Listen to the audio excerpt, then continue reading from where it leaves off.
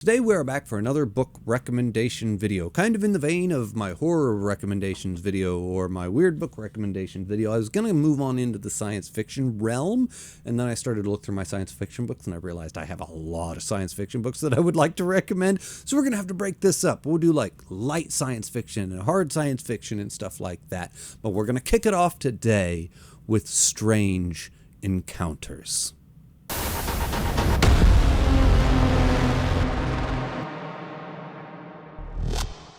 Now, the only rule that I have for these recommendations videos is that it cannot be on one of my top 10 lists because, of course, I recommend those books. They're what I consider to be the top 10. But just because it's not one of the top 10 doesn't mean it's not a great book, doesn't mean I highly recommend you read it, and that's what we're going to do today.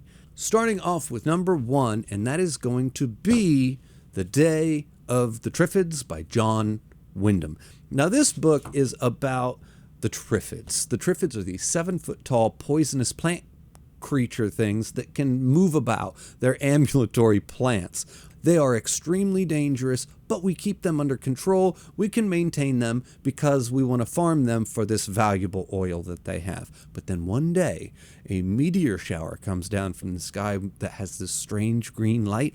And everyone who sees the green light immediately goes blind. So now we have an entire planet that is completely blind, and dangerous plant creatures, the Triffids, running around, and they're taking over everything. Our main character just so happened to be in the hospital after an injury with his eyes bandaged, and he didn't see the green light, therefore he can still see. So he goes out and he's going to try and navigate the world. He will eventually find some other people who can still see as well, because there are some people, for one reason or another, they didn't see the green light. And now we have this ravaged world. The plants are taken over, and we have these pockets of people. And of course, just in typical fashion, some of these pockets of people are very bad. So we now have the good people and the bad people, and some people trying to take advantage of other people. And we now have to deal with, how do we get on after this has happened? How do we exist in this world? How do we exist with these other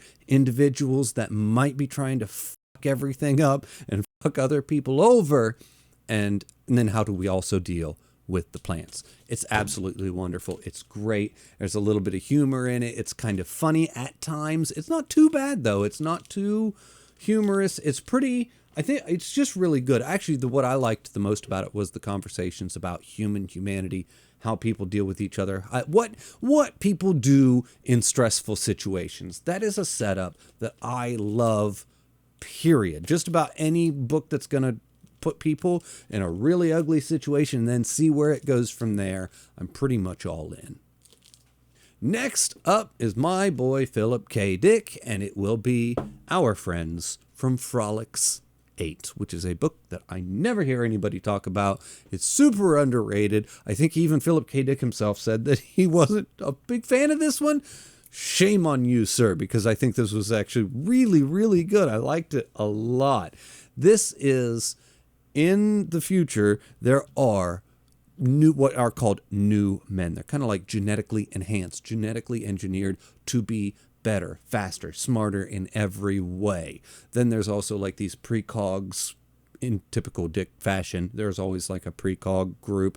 And between the new men and the precogs, they kind of have formed this new society that really only values them and their position in society. There are, of course, still the regular people who are just everyday Joe like us in this world now, and they are called the old men, and they are so drastically looked down upon, and they're basically like this underclass with next to no rights. There's prejudice against them. There's all these other things. And there's this guy who goes out into space looking for someone to help the old men. And he finds this creature from Frolics 8. And he's going to bring it back, and it's going to save the day, and it's going to make everything better for the old men. And this creature is very different than what you would expect from a typical, like, creature book.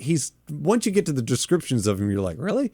That's the approach we're taking for this guy? But he's supposed to get here, he's supposed to change everything, and he's supposed to make everything better for the old men. Well, he gets here, he definitely makes an impact, and I won't say where, when, how, or where it goes from there. It was a really fun read. I don't know if it's like pinnacle, the peak of Philip K. Dick's writing, but if you've read anything from Philip K. Dick, kind of know what you'll get from him. It's just such a fun little book. Once again, it's little, it's not a big book, but go check it out. If you have read and enjoyed some of Philip K. Dick's writing, check that one out. If you haven't read Dick, I don't know if that would be the entry point that I would give you.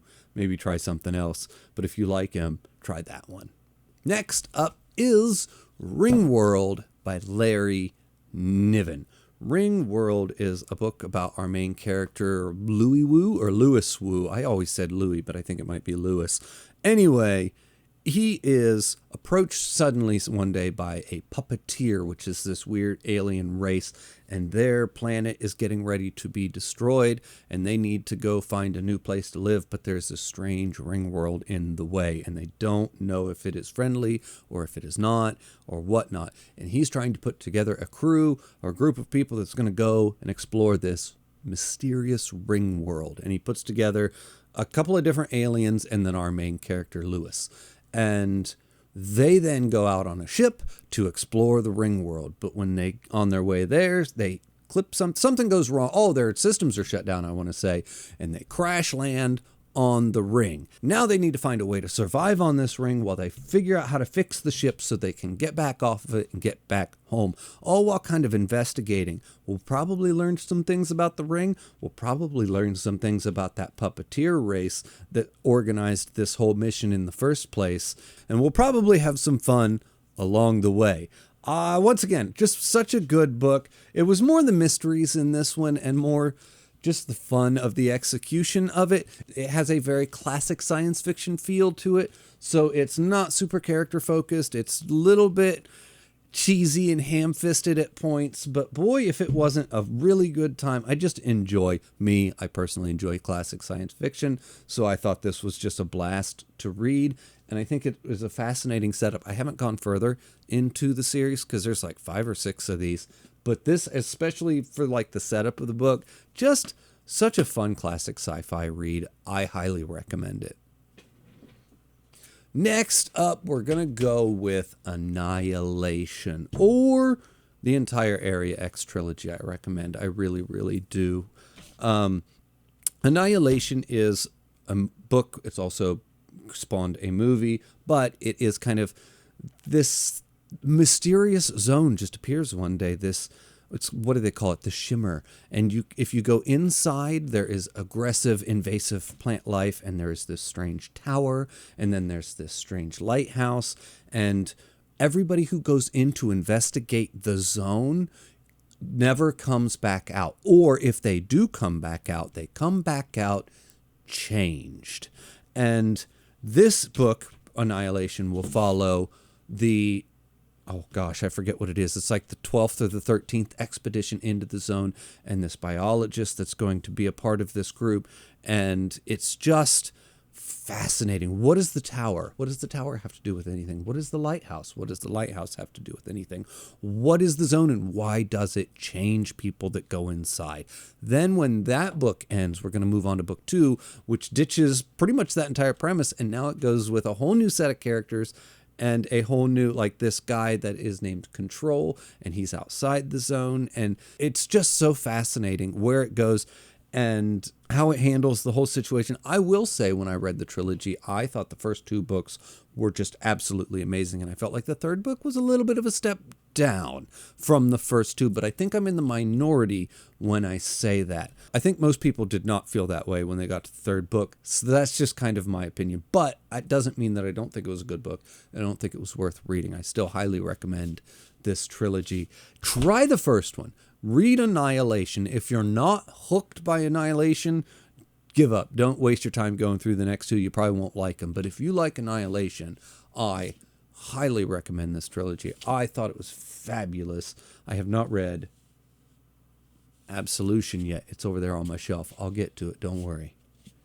And then last but not least, I must recommend Childhood's End by Arthur C. Clarke. Now, this is kind of like an alien first encounter. Aliens come to Earth, they land on Earth, and they take over. But when the aliens come down and they land and they take over all of humanity, they create a utopia and a new golden age for mankind. It's a very interesting take on the alien encounter and the alien invasion story. Because normally they invade and they just destroy everything. But in this book, they invade and they set up this utopian society. And everything for us gets better.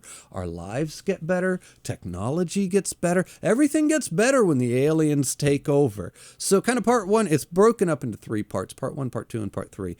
And every one, it's like part 1 is like the invasion part. Part 2 jumps forward a few decades, and now it's the occupation. And then part 3 jumps forward even further into time, and we move forward from there. And I won't tell you what happens in part 3 or where it goes after the occupation.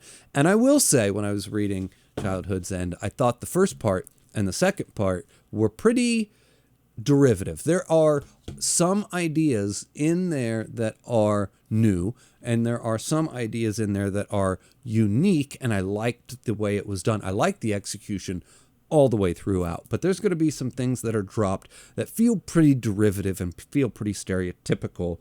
Like, I won't say, but you'll be reading, you'll be like, that feels almost cliche in what he's doing. And that might be because it's old. This is quite old, and it's been replicated since then. I don't know if it felt cliche when he wrote it. It does now. But I will say that even though it feels cliche like the first 2 parts, it's executed so well that I couldn't help but really enjoy what I was reading.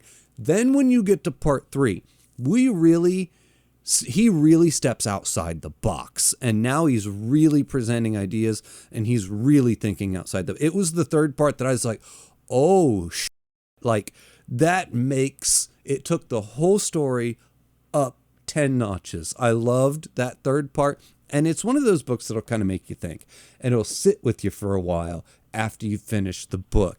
You will find yourself just kind of pondering on the book, what it did, what it had to say, and what the implications of the ending are. And I really sat there with this one stuck in my brain for a lot longer than I would have thought that it would have. I don't know. But yeah, like I said, to get to that 3rd part in this one, I just think it's so good, so well done. Can't recommend it enough. As always, everybody, the link for my Patreon's in the description below. The link for my Discord's in the description below. Thank you for watching, and I'll see you next time.